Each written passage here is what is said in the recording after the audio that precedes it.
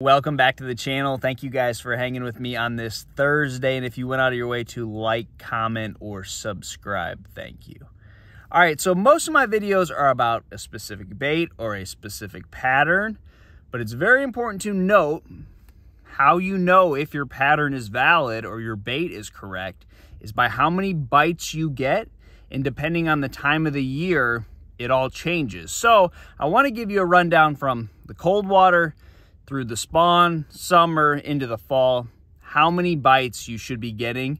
And it's pretty cut and dry, specific times of the year. And then there's some times of the year it's not. It's kind of open, and it's more about the size class of fish you should be looking for and fishing for and catching. Now, first I want to note, the most important thing is there are 4 size classes on every fishery.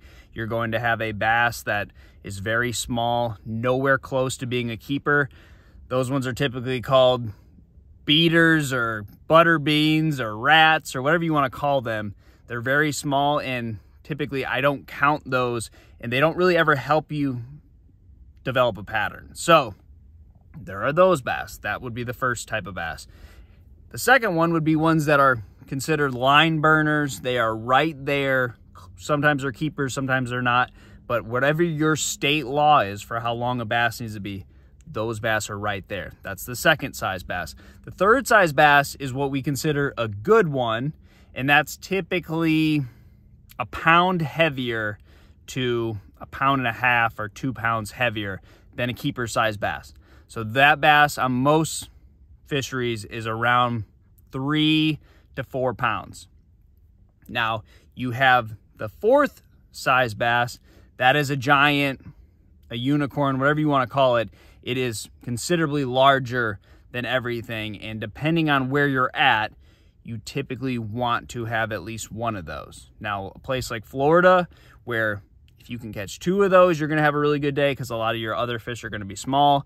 You go to a place like the Tennessee River where it has a really good average. You don't necessarily need to catch one of those giants. You can just catch all good ones and you'll be fine. So let's talk about coldest water to the hottest water to the fall of the year. So in the coldest water, I consider anything below 48 degrees, right around 50, that's really cold water, and bass don't have to eat when the water's that cold. They are in hibernation mode, it seems, most days when the water's that cold. So if you can get 5 bites when the water is that cold, no matter where you're at, that's good.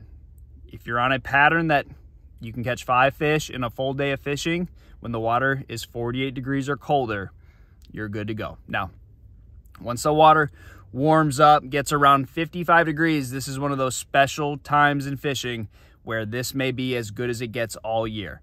You have a couple factors in that. One being the fish are grouped up. So at any point in time of the day, you could roll up to a spot and catch 20 off of one spot. That's just how bass in the pre-spawn act and where they get. So for that reason, 55 degree water temp, the fishing's really good. I don't really have a set number. I mean, you want to catch obviously as many bass as you can, but it's more about size, and you're not really ever just like playing par for the course, because at any given time you could get a hole-in-one. And what I mean by that is at any time of the day you could pull up to a spot and catch 20 off it. So numbers in those times of year when the fishing is really good don't matter so much. It's more about catching a specific weight. So as we get into the spawn, that's when you will see a lot of like your quality fish kind of fall off. And around the spawn, a lot of times if you are leaning more towards the post spawn, it's all about catching like a limit and looking for size. It's another one of those times of year where numbers don't mean a whole lot because you may have a bunch of males in an area. It's more about figuring out how to get a quality bite. And the same thing goes for when you are in the spawn. In the pre-spawn, if you don't have a whole lot of fish left in the pre-spawn, it's more about finding the quality bites, and those are getting to be really hard to catch at that time. Now, once we get into the summer, and typically, depending on where you live in the country, May is going to fall more into your post-spawn period where the fishing is going to be tough. As we get into June, the beginning of the summer, your summer pattern, that's when it goes back to the fishing is really good. You're going to have big schools of fish again, and you're not necessarily focused on numbers to know if your pattern is correct. It's more about size. It's more about catching those good ones and the above average fish.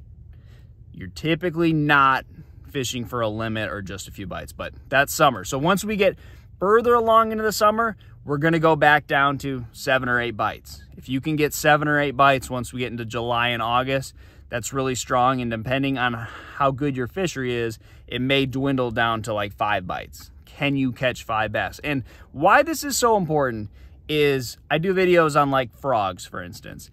A lot of lakes that I go to, you typically can't catch 5 bass on a frog in a day. It is a huge gamble. You're really rolling the dice if you say, I'm going to pick up a frog and I'm going to throw it all day. Because a lot of places we go to, you cannot catch a limit. You can't catch 5 bass on that.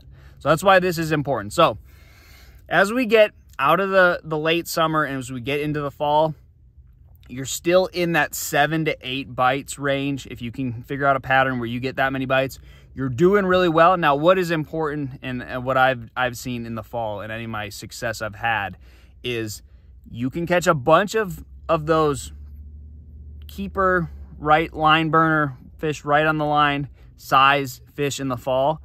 But it's very important that time of year to not get stuck fishing for those. Any other time of the year when the water's super cold, those bass mean a lot. In the times like later in the summer when the fishing's really tough and you need to squeak out a limit, you're fishing for 5 bites, those line burners, they mean a whole lot.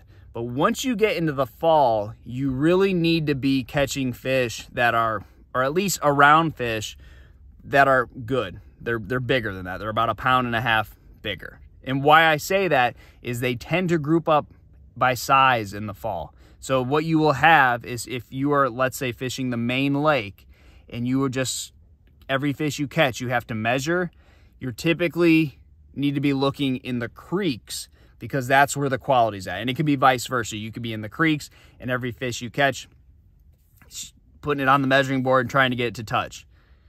You need to be looking somewhere else. Your pattern is not necessarily wrong. You're probably doing the right thing. You're just not doing it in the right part of the lake. So when it comes to pattern, when it comes to catching the best outcome possible, it is very important to know the right amount of bites it takes to do well. And then if you are getting the right amount of bites, you can settle down. Then you just have to present your bait. You know you're on the right pattern. You're doing the correct thing. It's all about presenting your bait correctly to the bass. If you are way behind, whatever it is you're doing, it's just not getting enough bites, you're probably not doing the right thing. You need to switch up your pattern or switch up the part of your lake you're in. So try that, guys. Good luck to you, and I'll see you on the water.